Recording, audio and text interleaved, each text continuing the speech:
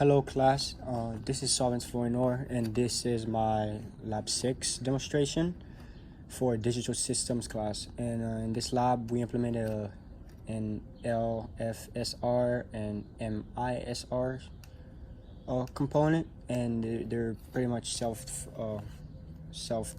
circuits. So we'll go over the multiplication self-test because that's the only thing we're checking. Let's just go over the switches and the outputs real quick.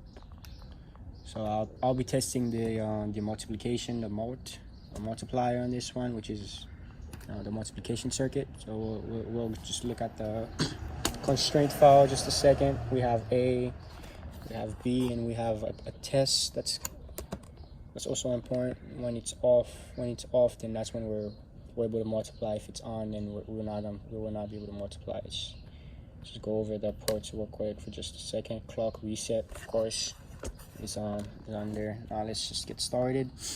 The way it's set up, it goes, this is A and this is B, I believe, V10.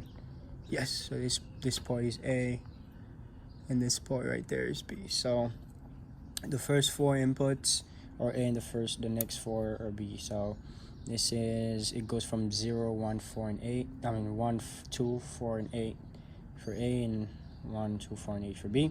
So let's just start with something simple. Everything's at 0 right now, so we can actually multiply, but it's at 0 because 0 times 0 is 0. Now let's do let's just switch A to 1. Of course we still get 0 because 1 times 0, because B is still at 0, is equal to 0. Now let's switch B to 1. We should get a 1 right there because 1 times 1 is 1. Let's actually switch B to 2. We should get a 2. Of course we get a 2 right there. Show it properly. Yep. And let's just switch B to 4. We should get a 4 because 4 times 1 is 4. Switch 8. We should get an 8, of course. And it's at 0 right now because I switched B to 0.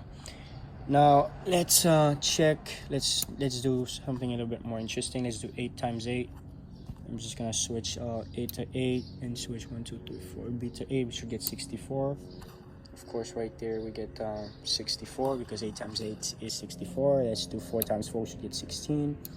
4 times 4 right there, we get 16. Let's do a little bit.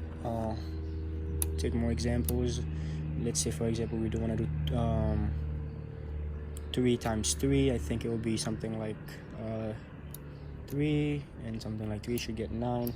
And of course we get 0 and 9 right there on the board. Let's do I don't know, 5 times 5, which should be 4 and 1. That's on, and here 4 and 1 should be on, and we should get 25 right there. And switch everything back to 0, then we get back to 0. Let's put the test. If we put the test at 1, then we should get the output value, which is 176, and we can't actually multiply anything at this point because test is actually set to 1. It's active low, so we can only multiply when it's at 0. Since it's at 1 right now, it's at 1, which is, I think, J15. Just move over that because J15 right there, which is the switch. H17 is the light. So we're reading the bottom ones for the switches, and yeah, it's actually at 1, so we can't multiply anything. Whenever we try to move the switches for A and B, nothing happens. And that's it. That's my presentation. Just turn my board off, and yeah, that's it. This class has been very interesting. I really liked it. All the labs very informative, and I hope it helped me in the future somehow. Thank you.